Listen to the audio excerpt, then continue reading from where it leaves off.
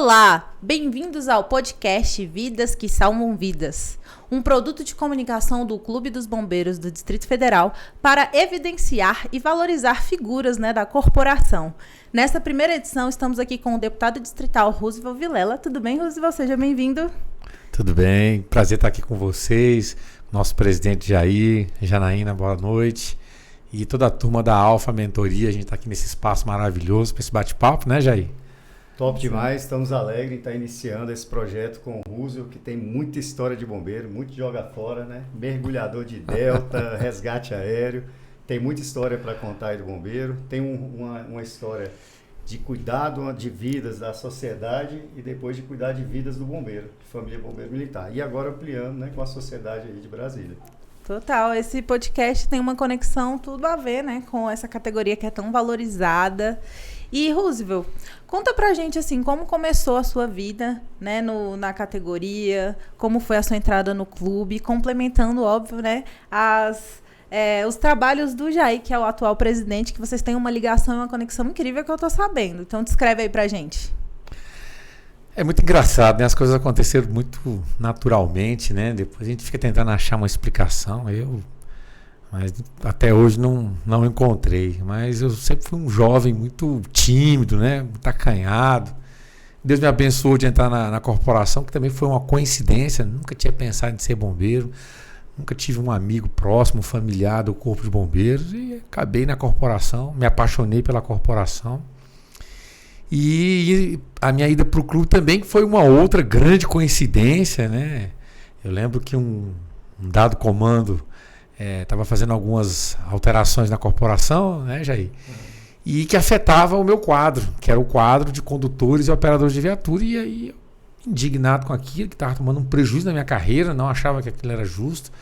Eu e alguns colegas nos organizamos, né, para mostrar que aquela mudança não era a mais adequada, né? Não tivemos êxito, acabou que as mudanças ocorreram e se confirmou com o tempo que prejudicaram um segmento importante da corporação, né? E eu, indignado com aquilo, na época eu não tive apoio, nós não tivemos apoio do então presidente do Clube dos Bombeiros, tá? Logo na sequência veio as eleições do clube e eu, quase que numa brincadeira, eu vou montar uma chapa para esse clube, né? E comentei com alguns colegas ali, eu já era instrutor, né? Trabalhava, já era muito conhecido no bombeiro. Montamos essa chapa, sabe, Nenê? E, rapaz, ganhamos as eleições, né? Ganhamos as eleições e um belo dia eu tô lá. Poxa, agora eu sou o presidente do Clube dos Bombeiros. É interessante, Roso, porque a minha história foi diferente, né? Tendo o apoio do presidente do clube da época, eu acabei entrando na presidência do clube, né? Foi. Porque a gente estava com a demanda também de uma parcela naquela época, que tinha sido aprovado no concurso e esse curso do CFS nunca começava, o curso de formação de sargento, e a gente queria pegar uma galera também mais antiga, e a gente foi chorar lá no Russo, né? Aí o Russo fez uma abordagem com o então governador Arruda, na época. Nossa Senhora, ele lembra. Russo, vamos ali, vamos tirar uma foto com o governador, não sei o quê, aí chegou lá e falou, esse pessoal aqui, aí começou a resolver o nosso problema, eu falei, cara, eu tenho uma dívida com esse cara ali. Mas, nesse episódio aconteceu um negócio inusitado que eu vou contar aqui, sabe? O governador era ali naquela Biblioteca Nacional. Exatamente. Acho que era inauguração, estava fazendo alguma coisa, tinha recém-construído ali, né? Entrega. E aí eu sabendo que ele ia estar lá, e a turma me procurou, eu falei, vamos marcar, o governador vai estar ali, o governador Arruda da época, vai estar nesse evento, e a gente aborda ele lá, vai ser muito melhor do que a gente marcar uma agenda que a gente não sabe quando só vai acontecer, né? E assim fizemos. Vamos para lá mais uns 10, 15 bombeiros, né, Jair? E aí eu falei, gente, ele vai parar o carro ali, vai descer, vai vir um monte de puxa-saco em volta dele. e a gente vai de encontro, porque aí não tem, a gente pega de frente, né? Geralmente o pessoal anda dos lados, né? E assim fizemos. E aí estamos indo. E eu fui na frente. Eu abordei o governador, boa tarde, bom dia, não lembro. E a situação é essa, eu tô com os bombeiros aqui, com um problema assim, sabe que os bombeiros aqui, quando eu olhei para trás, cadê os bombeiros? Os caras ficaram com medo, me largaram sozinhos, aí tava só eu e o Jair ali. Né, Jair? Falei, rapaz, vocês me largaram na chapada sozinho lá. Documento dentro do macacão. Foi, quando a gente já falou, documento aqui dentro já. Aí já mandou resolver lá e tava já desenrolando, né? Ali, na cara e na coragem. Já, e a turma me largou na chapada lá já. Foi desse jeito mesmo, lembrou bem, né? Pois é, foi totalmente inverso dele, né? Eu tive o apoio do presidente, aí fui envolvendo, fui participando lá dos eventos. E tive essa sorte aí de entrar no clube, né? Com a confiança do Russo aí. E o que me chamava a atenção, porque o Russo, ele era presidente lá, mas ele tinha muita história de bombeiro, né? Ele foi meu instrutor em 2000, acho que ele foi instrutor de várias turmas, né, Russo? Uhum. E aí eu não entendo quando ele fala que é por acaso, que ele foi pro bombeiro e tal, mas ele entrou tão afim como instrutor e participou de muito resgate, muita coisa. Como é que foi assim para gostar mesmo da profissão? Esses dias agora eu recebi lá no gabinete, tive a honra de receber lá no gabinete o Major Rogério Corrêa de Jesus, hoje na reserva, né? À época era o nosso sargentão lá, com a auxiliar de coordenação da nossa turma, né? E eu me lembro que eu chegava em casa, final de dia assim, na escola de recruta, chorando, mas chorando mesmo, né? Não é lamuriando não, chorando. E eu era, na época, Janaína, vim de família muito humilde, mas dos pobres da minha região lá, eu era o mais rico, vou chamar assim, né? Eu tinha uma condiçãozinha melhor, filho de policial militar, né? Minha mãe viúva, então a gente já tinha um saláriozinho fixo ali e tal. Então o arroz e o feijão tal, tava garantido e minha mãe corria atrás do restante, né? E aí eu chegava em casa chorando, e minha mãe falava assim, sai desse negócio aí e tal, pé de baixa e tal, né? Aí eu pensava assim, vou pedir baixa mesmo. Mas depois eu acabar a escola de recruta, que esses caras não vão fazer eu desistir não. Né? Depois eu peço baixa. E aí quando acabou a escola de recruta, que eu caí na escala 2448, hoje é 2472, mas caí na 2448, eu falei, rapaz, não quer ver quem me tira daqui. Sai daqui mais não. Folga demais, né? Folga demais, 2 dias folgando, hoje quero 3 reclamam. 2 dias. Né? E aí me apaixonei, foi um negócio assim, de doido, sabe? Comecei a fazer curso um atrás do outro e me apaixonando por aquele negócio ali. Qual foi o primeiro curso? E aí, outra coisa, né? Hoje eu tô com 85 quilos, já tenho um calozinho aqui que pode contar uma história, né? Mas eu era já muito magro, sabe? E o povo me botava pra puxar a hora na guarda e eu não aguentava, me dava uma dor na coluna, aquele negócio, uma agonia. E eu reclamava lá e os colegas falavam assim, quer sair da guarda? Faz o curso de condutor e operador de viaturas. Que aí você vai pra viatura. Aí eu falei, fazer o curso. Na época, já não sei se foi sua época ainda, não. As ambulâncias eram umas URPs, que eram umas Fiorinozinhas que ela foi feita para capotar aquele carro, sabe? E aí eu fiz o curso e fui, aí foi o meu primeiro curso, né? Que todo mundo entrava, bombeiro, quadro geral e tal. E aí depois que ia ter nas divisões das QBMs, né? E aí eu fiz o curso, só que a viatura só ficava abaixada. Aí eu voltei para onde? Pra guarda, não puxa a hora. Falei, não aguento esse negócio não, bicho, é muito pra mim. Quero ser mais útil pra sociedade, quero ir pra rua. Eu quero tal. Aí um belo dia chega lá no quartel, lá no Bandeirante, cantei no Bandeirante. Chega lá um cara que eu admiro até hoje, Cláudio Gomes Valério do Rego, conhecido como Carneirinho, mergulhador.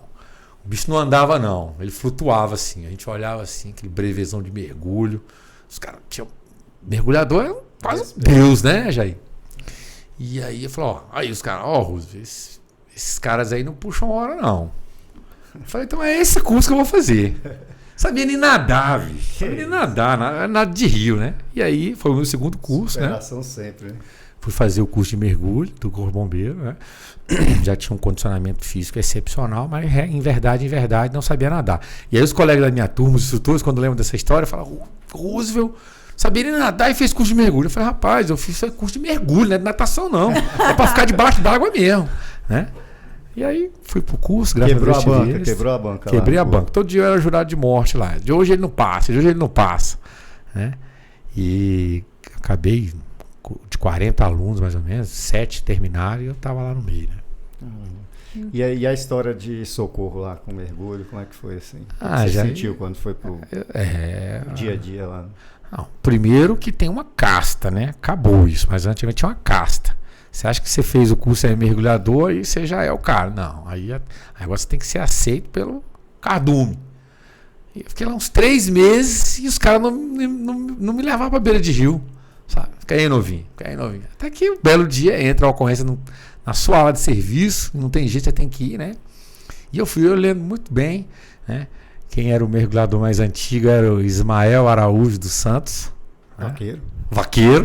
O vaqueiro. Sabe o nome Que a todo filha, ainda. a filha dele é bombeira hoje. Né? É, não sabia não? bombeira. Que bacana, cara. Tô nessa última turma. Eu conheci as meninas, ela ela tem está duas lá, filhas. Duas filhas, exatamente. Né? Conheço elas. E aí entrou uma ocorrência, era um afogamento, até perto de onde eu morava, ali do Valparaíso. Passando o Valparaíso, tinha uma fábrica de soja ali, à esquerda, já no meio do caminho entre Valparaíso e Lusiânia. Lá embaixo passa um córregozinho. E aconteceu um negócio interessante, Janena, que eu ali aprendi uma primeira lição do mergulho, sabe? Eu cheguei lá, era Natal, era perto do Natal. Um pouco antes, um pouco depois, uma coisa assim. E quando eu cheguei lá, aí eu cometi o primeiro erro. Você começa a ficar perguntando da vida da vítima, do afogado, sabe? Quem era? Quantos anos tinham? Como é que era e tal? E aí as pessoas lá me compartilharam o seguinte, uma história assim, muito trágica, sabe? Era um jovem, 19, 20 anos, que ele foi tentar a vida em São Paulo, já estava há 1, 2 anos em São Paulo, e voltou no Natal para passar o Natal. Foi antes do Natal. Ele voltou para passar o Natal com a família. E quando ele chegou de viagem, assim que chegou de viagem, os pais estavam trabalhando. Então ele não tinha visto os pais ainda. Encontrou os colegas de infância e foram para o Rio. Chegou lá e ele morreu afogado. Não. Olha que tragédia. Você acabou se envolvendo com a história. Né? Você se envolve emocionalmente, né? E tanto que se você pegar uma foto desse rapaz hoje e me mostrar, eu lembro quem é. Bota 10 fotos, né? É esse aqui, ó. Ficou marcada. Ficou marcado, porque você tem que tentar se preservar o seu psicológico, né? E aí nós entramos nesse rio, eu e o Araújo, e o Ismael Araújo dos Santos, né? Entramos lá, e um rio estreito, uma corredeira muito forte, e aí você sai batendo ali, tal, e a água barrenta, né? Final de ano tá chovendo, água muito barrenta, aquela coisa, e você vai se abraçando aquilo ali, rodando e tal. E eu peguei numa perna. Sabe? Eu falei, pô, é o rapaz afogado, né? Peguei uma perna assim, cara, e aí eu sacudi assim, daqui a pouco a perna mexeu, né? Era a perna do meu canga, o Ismael. Você não enxerga nada. Você não enxerga nada. Daqui a pouco eu peguei num braço, passa mais uns 5 minutos, eu peguei num braço. Aí eu fiz assim, aí o Ismael acho que já fez uma pegadinha em mim, né? Eu peguei assim, não fez nada. Aí eu tentei levar pra ele, né? Quando viu, era o braço dele também. Porque, gente... E logo nós achamos ali, né? Levamos o corpo e tal. E aquilo me marcou muito porque é visibilidade zero. Para você entender o que é visibilidade zero, chega em casa, apaga a luz do seu quarto, bota uma venda, tá? E aí tenta ir no banheiro. Você não enxerga nada. Imagina você a 5, 7 metros de profundidade, você não enxergando nada, à procura de um cadáver. Na minha primeira ocorrência no bombeiro foi assim também. Lá na barragem. À noite, chovendo. E aí mergulhei 2 vezes e ninguém queria entrar na água, né? Eu entrei porque o garoto lá ficou chorando e fazia muito pouco tempo que meu pai tinha falecido, né? Quando eu vi o menino chorando pelo pai, aí pegou no meu emocional. Nós tínhamos que esperar, inclusive, os mergulhadores chegar. Aí o cara, não, ele recebeu uma chamada, caiu ali. Aí eu, na emoção, fui lá e saltei. E aí eu olhava e falei, cara, será que nenhum desses antigos vai entrar aqui comigo, não? Eu vou de novo, né? E aí encostei na perna também. Aí calça jeans e tal. E aí puxei, na primeira vez que eu encostei, eu assustei, tirei a mão. Aí depois peguei de novo. Mas assim, é uma sensação muito ruim. E por mais que você até conheça o local, acaba que você percebe ali que a sua vida tá por um fio ali também, né? Se o cara afogou ali, tem algum motivo, alguma coisa que ele tá preso. Tem um risco a mais ali, risco a mais, você tá né? ali também, né? Mas é interessante mesmo. E fica marcado. Eu nunca esqueci também o nome desse cara, o filho dele. Eu acho que se eu encontrar hoje, eu ainda reconheço. O impacto no psicológico, né, da categoria, ele é bem forte em relação a essas causas, né? E assim, o que vocês como líderes, né, hoje o Jair tá no clube, na sua história como parlamentar, você passou pelo clube, né, para chegar até aí, para várias pessoas depositarem um voto de confiança para você estar representando. Quais são as medidas hoje que têm sido feitas na liderança de vocês para preservar, para cuidar dessas vidas que salvam vidas? É exatamente isso, né? Esse é o grande propósito, né? E hoje a gente vê um cenário montado, aí você consegue perceber que dentro do acaso, como eu falei, as coisas foram acontecendo meio por acaso, mas tem uma lógica, tem um raciocínio, né? que como aconteceu para mim por acaso, eu só posso imaginar que é uma missão, inclusive divina, né? Então a gente entra ali no bombeiro, cuidando da população, cuidando das pessoas, aí você vem para o clube. Ali já é uma missão que hoje o Jair já vem desenvolvendo de uma forma muito brilhante, né? Que é cuidar daqueles que cuidam da sociedade, né? Então nesse primeiro momento foi ali, no clube, né? O Jair hoje faz isso com muita maestria, como eu falei, mas, né, Jair? Quantas vezes de madrugada você está numa delegacia dando um apoio para um bombeiro, você está num hospital porque o cara sofreu um acidente, você está ali no enterro do lado da família, é o filho do bombeiro que faleceu, é a esposa, é o pai, a mãe, é o bombeiro, você está dando um apoio psicológico, né? É você proporcionando um clube, um ambiente cada vez mais agradável, porque diante dessa carga toda psicológica, você no final de semana, você no feriado, você poder confraternizar num ambiente seguro, um ambiente seu com a sua família, né? E aí já parabenizo aqui pelo último evento Dia das Crianças, que foi fantástico, não pude estar, mas, poxa, é um evento que congrega a família bombeiro, né? E é um evento maravilhoso e, mais uma vez, né, nesse ano você fez um trabalho muito bacana, viu, Jair? Meus parabéns. Mas a responsabilidade era essa. Você deixou lá o script, ficou fácil. Foi só seguir e juntar a turma lá, né? Dá para perceber claramente que o trabalho de vocês se conectam. Faz total sentido esse produto de comunicação começar com a história de vocês. De verdade. E assim, Roosevelt, você já citou, né, todo esse trabalho que você em conjunto com o Jair veio fazendo em relação ao clube, mas hoje na vida pública, assim, quais são os projetos que você pode citar aqui? Eu tenho já um em mente, que é o Bizu do Roosevelt, inclusive tenho muitos colegas que já entraram na corporação, que estão tentando, e eu coloco como um destaque, né, para isso, que associa não só a qualidade, mas mais pessoas entrando, porque é a união que faz a força, e a gente precisa do tempo todo, né, dos bombeiros na nossa sociedade à disposição para prevenir, para salvar. Você pode contar um pouco como está hoje no seu atual, né, cargo e tudo, o que tem sido feito em torno desse tema, né, das vidas, que salvam vidas? Mas, Janaína, se você me permite voltar um pouco, eu quero contar como é que essa relação que eu tenho com o Jair, né? Claro. Primeiro, o Jair contou desse episódio, tinha uma demanda, procurou a gente lá, a gente deu o apoio que a gente achou que podia, né, fez o possível. Mas aí o Jair, ele e a Rose, eles ficaram forçando a amizade lá no clube, sabe? Eles não eram na diretoria, eram os associados, mas tudo quanto era evento, as coisas lá, estavam os dois lá ajudando e assim, de forma muito solícita, né? E a gente foi aproximando. E aí tinha no estatuto nosso, tinha lá a prerrogativa do presidente criar algumas diretorias de assuntos, né, diversos, né? E aí eu já criei lá uma diretoria pro Jair e pra Rose. Nomeei os dois lá. Vocês são diretor de assuntos. Diretor de quê, Rose? Vem trabalhar. Diretor, vem trabalhar. Vocês estão aí, vamos trazer pra dentro, né? E aí, Jair, não sei se você se lembra, um belo dia, tava tendo um evento lá, aquele quadradão lá atrás, a gente já tava abrindo para eventos externos, né? O pessoal alugar, fazia evento. Eu não me lembro muito bem, acho que foi até um dia que o Romário foi lá, era um evento de um pagode, não sei, não lembro, sei que era um evento tal. E aí o Jair foi para lá me ajudar, que eu tava lá até tarde, né? E o Jair foi, nós ficamos nós dois lá, e eu lembro que a gente sentou no sofá lá, conversando lá e tal. Eu falei, Jair, tava se aproximando as eleições. Eu falei, Jair, você vai ser meu vice. Meia hora de bombeiro, 30 segundos de clube. Vai ser o vice. Você vai ser meu vice. Ele, não, Roosevelt, como assim você ser o vice, cara? Tem um bocado de gente aí, antigão, os caras pra reeleição nossa, né? Pensava que era uma pegadinha, sabe, né? Eu tá dando uma pegadinha ali. Porque... Aí eu falei, não, Jair, eu quero que você seja meu vice e tal. Mas o fulano, ele tem uma expectativa de que ele seja. Eu falei, não, deixa que eu vou tratar disso aí, né? E ali, Jair foi meu vice, né?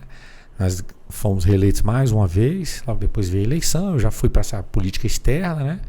E aí me afastei com muita tranquilidade, sabendo que a gente estava deixando o clube, que a gente tem um carinho fenomenal. Só cresce, hein? Só subindo. Só subindo. A gente falando um pouquinho também dessa questão que ele está falando da rotina, né? Do clube, que é muito social e tudo. Então a gente acompanhava ali já muitas dessas saídas do Roosevelt. Inclusive eu fui acidentado. Quem foi que estava lá na primeira noite do meu acidente, depois da cirurgia? Roosevelt. Aí a gente veio nessa pegada. Chama até uma foto. Quem foi que mandou aquela foto pra mim? Cara, aí eu te mandei, né? Eu publiquei até ela. Na hora que eu olhei, o olho encheu d'água ali, né? Depois estava o Alfredo lá, enfim. E aí, assim, a gente foi pegando, meio que seguindo mesmo, né, essa rotina, e ele acabou que ele não saiu. Ele falou assim, eu saí tranquilamente, mas ele não saiu. Por quê? Todo problema, Roosevelt, ele, não, faz assim, liga para não sei quem, liga, conversa com o comandante tal, vai na delegacia tal. E assim, a gente foi trabalhando junto. E até hoje, né, não é raro, assim, eu dar uma ligada para ele lá, Roosevelt, tem um problema aqui que tá pegando assim. E a gente tem esse direcionamento, por quê? Nosso propósito é o mesmo, Janaína. De ajudar o colega, de ajudar o companheiro, de ajudar o irmão de farda, de ajudar o próximo. A questão da liderança, ela vem, talvez por acaso, como o Russo falou, mas é um sacerdócio, né, que vai chegando e a gente vai assumindo. E eu acredito que hoje é muito mais fácil do que a época que eu estava lá acompanhando o Russo. Porque era muito difícil a gente ter os alinhamentos que nós temos hoje com as autoridades. A dificuldade era muito maior em relação a profissionais de saúde na nossa corporação. Você falou da saúde mental. Naquela época, acho que nós não tínhamos um psicólogo, às vezes tinha um só, né, Russo? Psiquiatra. Hoje nós temos vários, e nós temos várias clínicas credenciadas, e é esse trabalho que eu achei assim, fantástico do Russo, né? Porque ele foi para lá com essa experiência, essa vivência do quartel, essa vivência do clube de ajudar e de apoiar. E agora ele está em outra esfera que ele consegue nos ajudar de várias maneiras, fazendo contato com as autoridades, destinando várias emendas e recursos. Claro. E a essência não saiu. O mesmo propósito está aí até hoje. Né? Só tendo mais ferramentas para fazer essa diferença, né, na vida do bombeiro militar.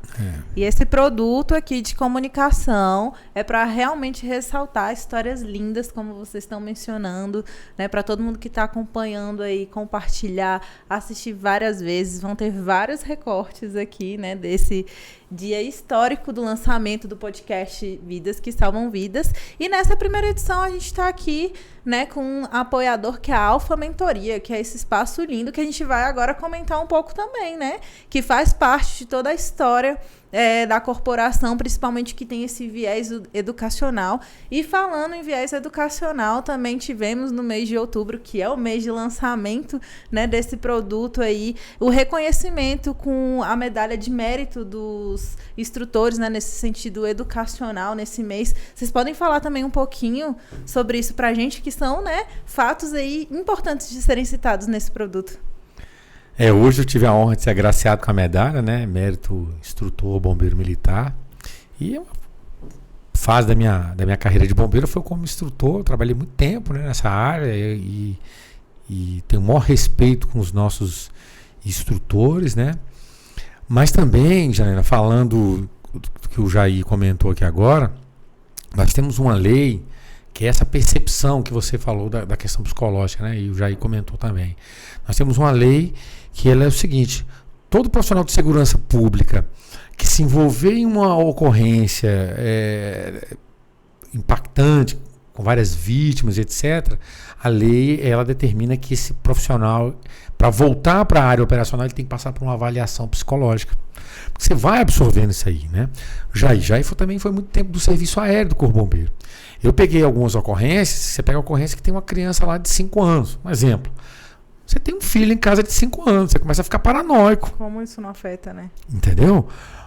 Você vai relacionando, né?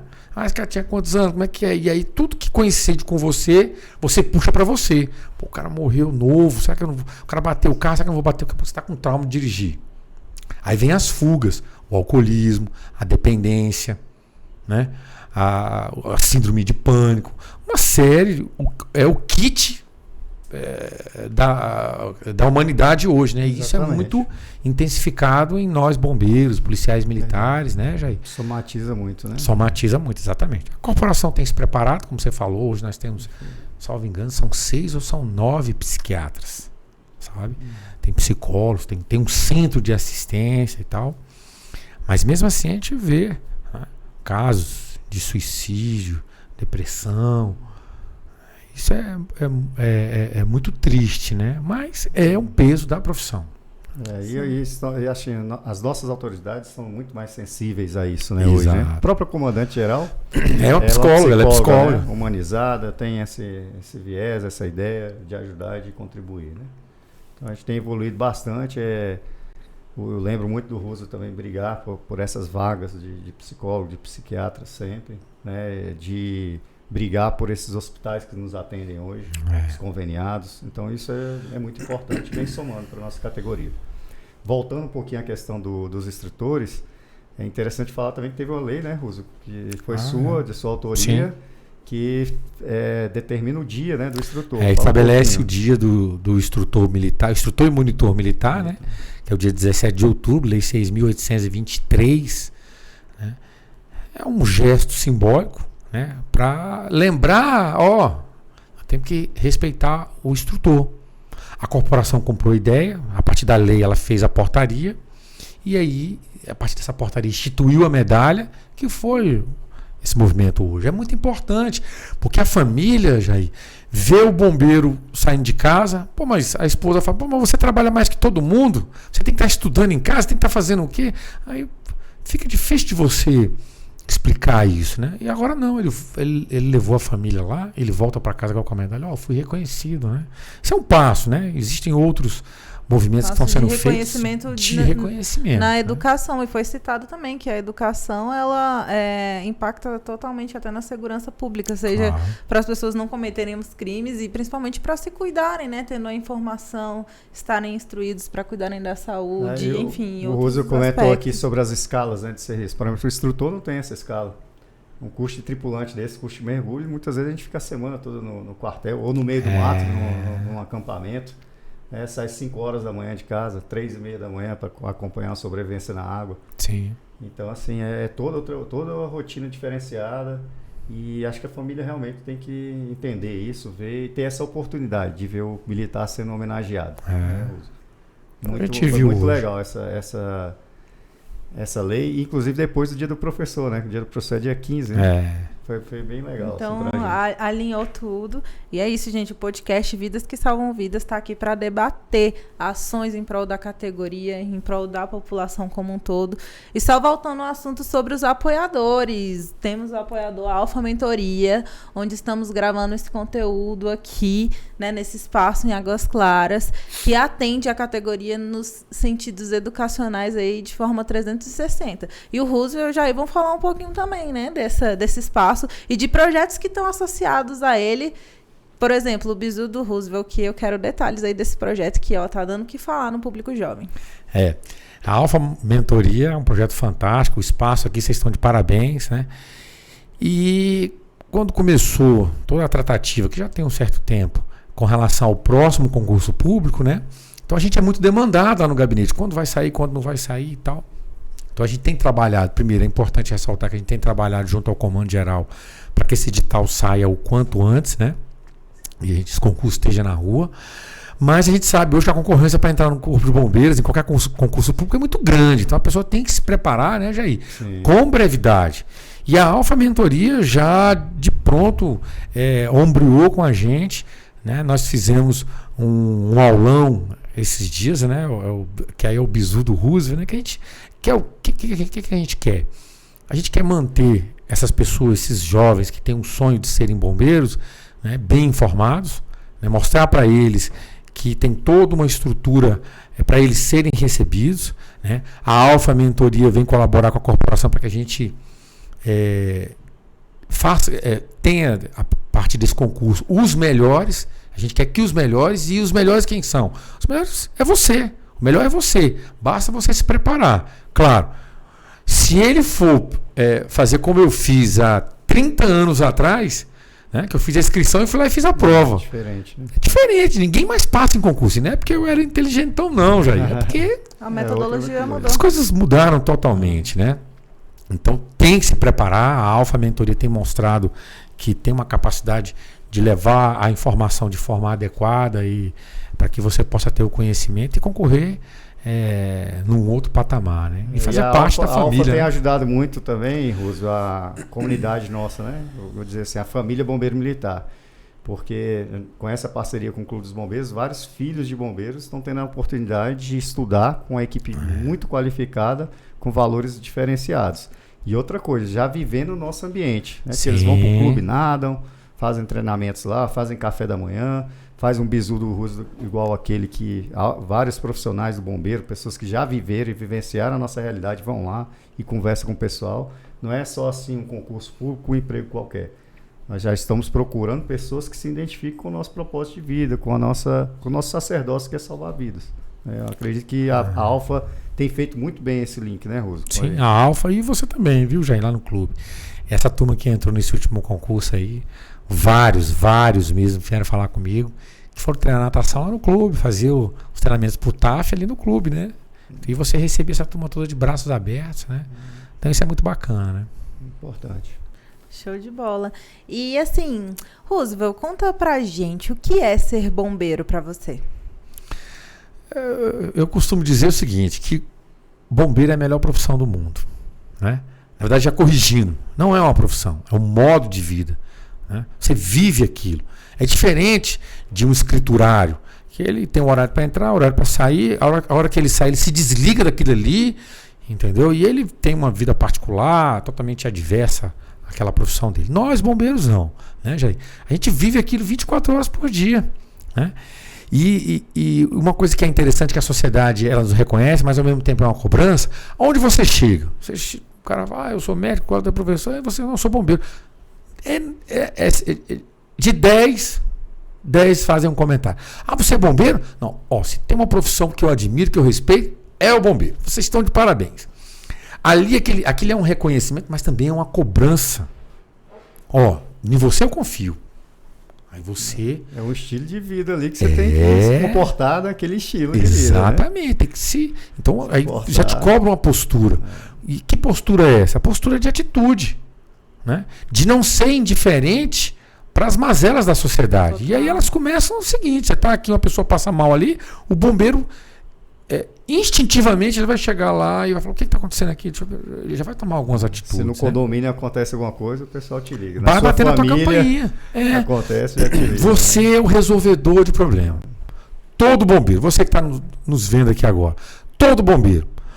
Um sobrinho deu alteração, liga para o tio bombeiro. O irmão está com problema, é o bombeiro que resolve. O pai está doente, tem que acompanhar no hospital, a mãe está com... É o bombeiro que toma atitude, que organiza. Parece que assim, quando você toma posse na carreira, você leva uma injeção de atitude. Sabe? Então, assim, o bombeiro é isso, é você viver intensamente, né? Sabendo que pode morrer, que você pode perder a vida. A gente lida, Janaína, uma coisa que é muito complicada, a gente lida com fenômenos da natureza que ao longo da evolução do ser humano foram os nossos pavores, né? A gente se desenvolveu com o instinto de que a altura é ruim, o bombeiro tem que enfrentar a altura, né? Quem não chega na marquise de um prédio de 20 andares, olha, não dá aquele... O bombeiro tem que pendurar, passar para o outro lado e descer.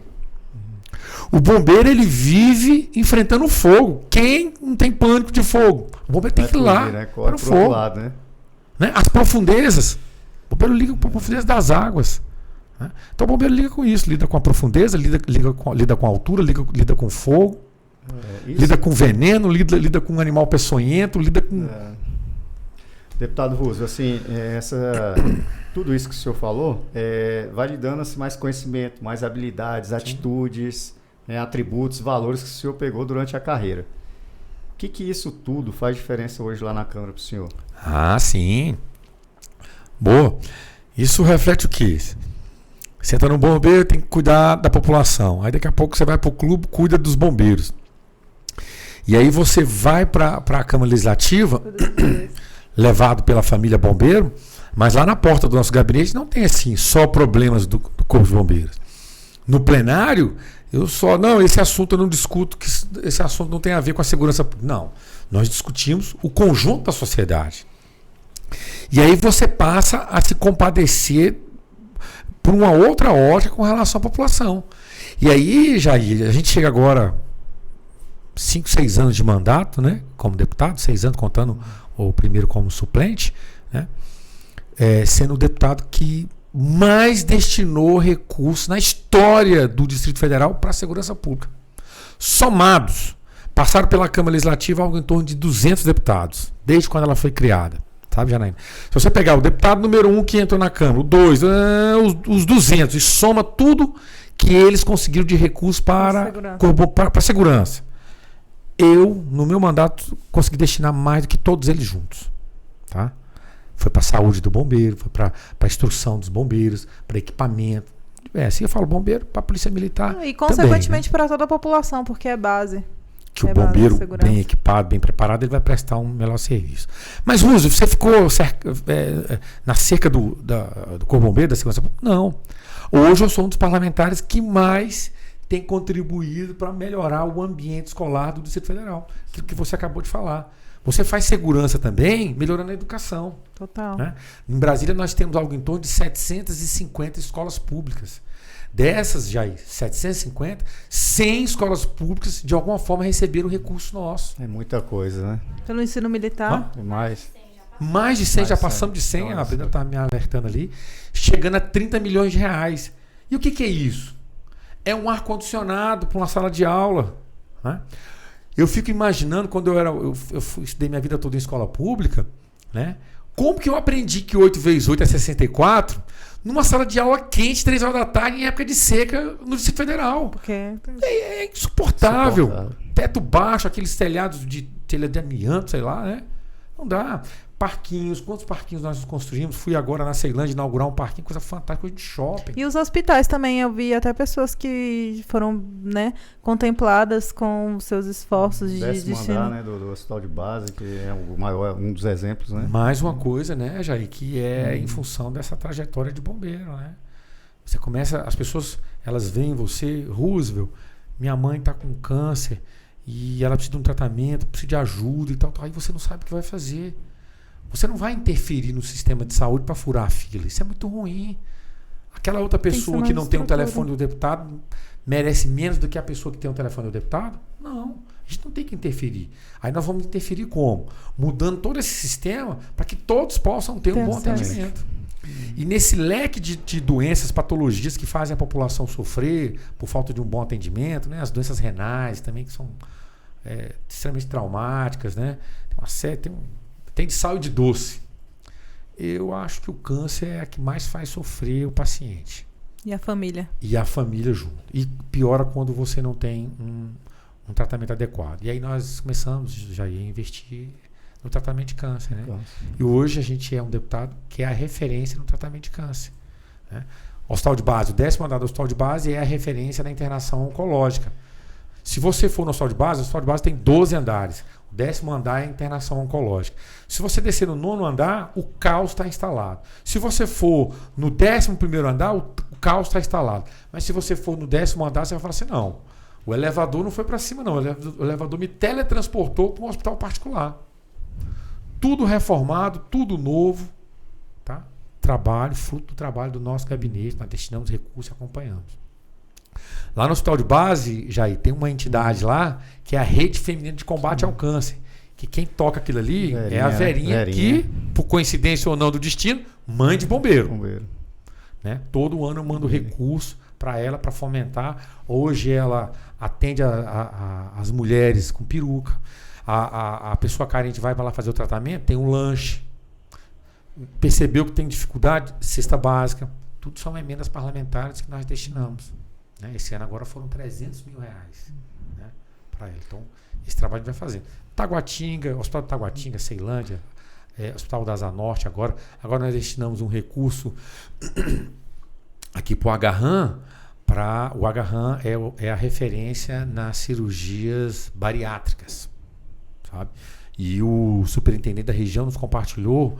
Porque ele falou, Roosevelt, a gente não está fazendo mais cirurgias bariátricas, né, que é a redução do estômago e tal, porque não tem um equipamento. Aí falou o nome lá. Mas o que é isso? Não, Roosevelt, linguagem popular. É um grampeador. Um grampeador, porque quebra para tudo. Aí eu tenho um anestesista, tenho um médico, tem todo. Mas não tem um grampeador. Aí mandamos um recurso para ele comprar mais. Isso também aconteceu, já lá na Ceilândia, foi Taguatinga, que as cirurgias ortopédicas estavam paradas por falta da furadeira. Eu falei, mas por que está acontecendo isso? Parou a cirurgia porque nós não temos furadeira. Detalhe. Furadeira quebra. Aí parou a cirurgia. Você tem toda uma estrutura, não tem. Eu mandei um recurso para quê? Para eles fazerem um contrato com a empresa que lida com isso, aí o hospital passou a alugar. Aí tem lá, vou chutar aqui, 10 furadeiras. Quebrou, você só liga, o cara entrega a outra e leva a quebrada. E você não para de fazer a cirurgia ortopédica. Eu tava com um primo lá que ficou quase 15 dias procurando cirurgia e esperando, né? E aí fêmur, aí vem outros complicadores, né? Exato. Ele começa a adoecer com outras coisas esperando. E eu nem sabia que essa intervenção sua, porque realmente era uma questão com a furadeira. Eu nem sabia, né? Como é que a gente vai vendo que vai atendendo várias pessoas, é a família Bombeiro Militar, é a família de Brasília, né? Que incrível isso. Sim. E eu acredito, Janaína, que aí sim, eu acho que a coragem, essa questão da superação que o Russo veio falando, desde o dia que ele pisou o pé lá no Bandeirante. Não, vou terminar, pelo menos terminar aqui eu vou e tal. Eu acredito que isso ajuda muito hoje nessa vida pública, porque acredito que na hora de fazer, foi lá e destinou tanta verba para o 10º andar, a furadeira, que não seja tão simples assim, Russo, que você tem que enfrentar, fazer enfrentamentos, dialogar, lidar com várias questões para a coisa não acontecer. Então, assim, esse poder de superação, de coragem, de passar mesmo, de ter empatia, de ir lá e atender a pessoa na rua e ver como é que é o sofrimento de uma pessoa que sofre um acidente e está lá aguardando uma cirurgia ortopédica. Eu acredito que isso energiza muito o Russo e faz com que ele conquiste essas coisas. Não, e assim, ele contando, né, toda a história dele, prova que ele passou pelos processos, que é um bombeiro aí realmente que consegue instruir, inspirar e motivar toda a categoria, e é por isso que faz total sentido ele estar aqui na estreia do podcast Vidas que Salvam Vidas, e nessa primeira edição, como já falamos, temos o apoio da Alfa Mentoria, e nas próximas também, né? E quem quiser aí se conectar melhor com as histórias que estão por vir, pode mandar e-mail, pode mandar mensagem nas plataformas digitais do Corpo de Bombeiros, né, do Clube dos Bombeiros no caso, que a gente está aí para evidenciar marcas, produtos com propósitos e que auxiliem a gente a gerar mais conteúdo de qualidade nesse sentido. E, Jair, eu queria que você, né, olhando para a câmera, falasse, convidasse para as pessoas que vão estar conectadas a assistirem as histórias que vão ser lançadas, evidenciadas nesse produto de comunicação. Pode falar? Bom, convidar todos os bombeiros, né, para participar e que mandem também para os seus familiares um pouco do nosso conteúdo, Vidas que Salvam Vidas. Hoje nós tivemos a oportunidade de estar aqui com o deputado Russo, já uma pessoa bem conhecida, que já ajuda bastante a nossa sociedade de Brasília e também a nossa família Bombeiro Militar. Mas nós vamos ter heróis aqui que são anônimos, que vão vir aqui contar histórias, né, Russo, daquela de socorro que ele teve lá, que até hoje ele tem 30 anos já que serviu o Corpo de Bombeiros e ninguém sabe um pouquinho dessa história. Então assistam que vai ser bem interessante. A gente quer valorizar também esse bombeiro veterano ou esse bombeiro que está iniciando agora e já tem uma história legal para trazer. É isso aí. E Roosevelt, tem algum recadinho para dar aqui para finalizar essa primeira edição, né, para os bombeiros, para a população toda que vai estar nos assistindo e contemplar aí o que o Jair está falando, para convidar, né, outras pessoas, famílias a saberem as histórias que estão por trás desse produto. Primeiro eu queria agradecer, viu, Jair? A oportunidade de ser o primeiro, estou me sentindo extremamente honrado, contar um pouco da nossa história, bater um papo, prestar uma conta, falar um pouco do nosso trabalho, isso para mim é muito bacana. Parabenizar pela iniciativa, isso é muito legal, né? Embora a gente acabou de falar aqui que a população respeita muito os bombeiros, mas as pessoas têm curiosidade de saber a intimidade do dia a dia, da rotina do bombeiro, né? E você está abrindo essa oportunidade, né, das pessoas conhecerem, pessoas do dia a dia saber como é que é o serviço de um bombeiro, como é que é esse negócio da viatura, correr, a sirene, como é que você vai chegar lá e tal. Então as pessoas têm essa curiosidade, né? E aí vai ser um canal, uma oportunidade das pessoas conhecerem um pouco mais e também do bombeiro, esses heróis anônimos, né? Que no dia a dia tá aí. O Jair também foi do serviço aéreo há muito tempo, eu fui do serviço aéreo, fui do mergulho, que na verdade, sem demérito aos colegas mergulhadores, os tripulantes e tal, são uma área muito bacana e tal, mas representa uma parcela muito pequena, tá? Não fique chateado comigo não, mas uma parcela pequena do que o bombeiro faz no seu dia a dia, né? Nesse momento, Janaína, não sou adivinho, mas é a estatística que mostra, nesse momento uma viatura nossa do Corpo Bombeiro, em algum ponto de Brasília, está atendendo. Infelizmente, um carro versus moto, uma queda de moto, né? Nós estamos tendo muitos índices de acidente de moto, é muito grande. E aquela pessoa que caiu na moto lá, o motociclista, né? Quem é aquele cara? Hoje eu falei na formatura lá. para que outros possam. Né? Nós bombeiros trabalhamos para que outros possam. Aquele motociclista que caiu da moto, peguei esse exemplo, né? Nesse momento, e está lá atendendo, tomara que eu tenha errado essa previsão, né? Aquele cara é pai de alguém, é filho de alguém. Aquele cara de manhã acordou, de repente, naquela madrugada, e ele planejou a vida dele. Poxa, eu vou acabar minha faculdade, vou fazer um curso, quero ver na formatura o meu filho, como é que eu vou trabalhar mais tantas horas para pagar um curso de inglês para meu filho e tal. Então, aquelas pessoas têm um planejamento de vida, né? E o bombeiro parte, quando ele é acionado, com a alegria, não a alegria daquele acidente, daquele incidente, daquela dor, mas na alegria de que ele está preparado e que ele foi ungido por uma força divina, uma bênção de Deus de exercer essa função que eu costumo dizer, Jair, que é representar a misericórdia de Deus, sabe? Eu tenho toda a certeza que, independente da religião de cada uma das pessoas, no momento de dificuldade que você sente que a vida está se esvaindo, cada um no seu vocabulário, cada um no seu idioma, cada um na sua crença, o cara clama pela misericórdia divina, sabe? E aí o bombeiro representa essa misericórdia. É como se a sirene que toca no quartel é Deus falando, um filho meu está em dificuldade, vai lá e me representa. Aí o bombeiro sai rasgando, né?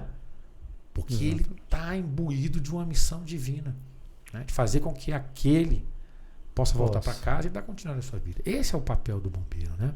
E aí, Jair, você com essa iniciativa, em parceria com a Alfa Mentoria, vem democratizar esse serviço que é tão bonito, que as pessoas respeitam, mas elas não conseguem palpar, entender, né? O que é ficar pendurado no prédio? O que é você enfrentar um fogo? O que é mergulhar? O que é mergulhar nas por profundezas, horas? uma água suja, às vezes poluída, sem visibilidade, né? Tudo isso. Que salvar tá dentro de uma gatinho. viatura, né? E aí sai correndo, sai se vestir na roupa dentro da viatura para Você deve ter ouvido histórias tá indo, né? de bombeiros, condutores, que saem do desespero na madrugada, dirigindo, aí chega lá na ocorrência, ele acorda. Ele não se lembra. Ele foi tão automático que ele, cara, como é que eu cheguei aqui? Não tô lembrando. Sabe? Eu já ouvi N histórias assim, né? O cara vai no instinto mesmo, né?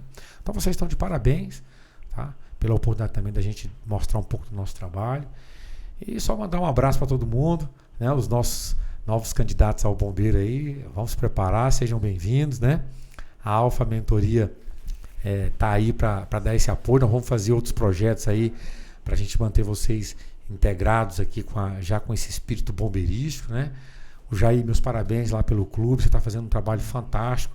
Eu evito, às vezes, ir para lá para não ficar melancólico, saudade, né? Porque lá eu já tinha muito problema, lá tem muito problema. Mas o problema da câmera está no outro nível.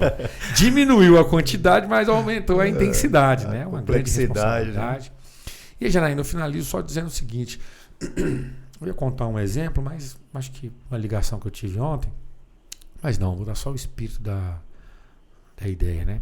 Que a gente está na Câmara hoje, a gente chegou muito maduro, sabe? Preparado, sabendo da nossa responsabilidade. Então, eu quero deixar aqui bem claro que eu tenho consciência do meu papel na sociedade, sabe? Da minha responsabilidade, né? Às vezes a gente tem a síndrome do vira-lata, né? E tal, mas a gente é muito tranquilo, já sabe que eu sou muito humilde, mas eu sei do meu papel, da minha responsabilidade, como a gente... o que a gente representa para as pessoas, a expectativa que as pessoas têm, né? Falei que não ia contar, mas eu vou contar. Essa minha ligação ontem, eu estava assim meio de bobeira, e tocou o telefone, não tinha na minha agenda, mas atendi, né? Atendi, alô, tudo bem? Aí o cara já pagou um sapo, sabe? 15 dias tentando falar com você e não consigo e tal, babá. Eu falei, meu amigo, desculpa, é uma correria e tal, mas o que eu posso te ajudar? Não, porque... me deram um telefone errado, agora eu falei com você, blá, blá, blá, blá. E aí ele foi falando, né? Que eu queria marcar uma reunião contigo e tal, pra falar, que eu tô com um problema muito sério e tal. Eu falei, não, beleza. Minha agenda tá meio lotada. É o seguinte, vai terça-feira lá que a gente dá um jeito de bater um papo lá. Mas, você vai na terça-feira e o Marcos Rocha, assessor nosso lá, subtenente do bombeiro, vai te receber. E aí, na sequência, a gente bate um papo, mas ele já pega o problema e já dá encaminhamento. Aí ele, ué, eu não tô falando com o Marcos Rocha, não? Por que eu tô falando? Não, é o deputado. Caramba. Aí ele começou a chorar. Que isso, hein, cara? Ele começou a chorar. Você sabe o tanto que eu sou acessível, né? Sim, sim. O cara começou a chorar porque ele Nem é imaginou, um antigão, né? cara. Nem Ele não imaginou que ia falar com o deputado. Não, é o deputado. E você ouviu toda a E questão. aí ele ficou em silêncio. Qual que foi o nome dele aqui agora? Começou a chorar de soluçar. Imagina. Sabe? Eu liguei pro Marquinhos liga pra ele agora, marca lá, nós vamos receber ele, tal. Aí é só isso que aconteceu ontem, né? Para que isso deixar vivo na cabeça da gente o quanto a gente é importante na vida das pessoas, porque decisões da gente vão influenciar na vida das pessoas. Sim, total. Exatamente, Rússio. Assim, eu não poderia ter alegria maior de estar iniciando esse programa contigo. Porque realmente a gente percebe que às vezes você deixa o próprio convívio familiar, as próprias individualidades, por causa dessa responsabilidade que você tem. Porque aí também tem uma pessoa, Sim. tem uma esposa, tem filhos, tem uma mãe, tem uma tia que Faleceu nos deixou ontem, perde parentes. E as pessoas, elas criam uma expectativa, Janaína, de sempre quando ligam, né, que a pessoa está à disposição e que tem todo o tempo e tal. E o Rússio tenta fazer isso, só que é uma pessoa só, né? Então, é bem complexo fazer isso e não tinha melhor oportunidade para a gente colocar um pouco desse trabalho que ele está fazendo, desse dia a dia, da realidade. Dessa vivência de bombeiro, né? Ligando com o clube, que desde lá ele já abria mão de muita coisa da família, e desse compromisso, porque hoje talvez seria até mais confortável ele já estar, sabe, reduzindo, como se diz o pessoal lá, né? Com o freio de mão puxado e reduzindo e tocar a vida dele, né? Não tinha mais nada para provar a ninguém, não tinha mais nada que conquistar, mas esse compromisso que ele tem, essa responsabilidade, né? Essa liderança que é nata, né? Não, a gente fala de por acaso, mas não é por acaso, né? É um sacerdócio mesmo, é propósito, e é Deus que escolhe, né? Quando Deus escolhe, já era. É isso aí. Então, muito obrigado pela presença, pela oportunidade de estar conversando contigo e de estar passando um pouquinho dessa história para a nossa família Bombeiro Militar. Isso aí. Obrigado, gente. Lançamos o podcast Vidas que Salvam Vidas com chave de ouro, histórias inspiradoras, e aguardamos vocês, né, bombeiros, empresas e todo mundo que quiser fazer parte desse registro aqui para vir nas próximas edições. Muito obrigada a todo mundo que nos acompanhou e até a próxima. Até mais, gratidão.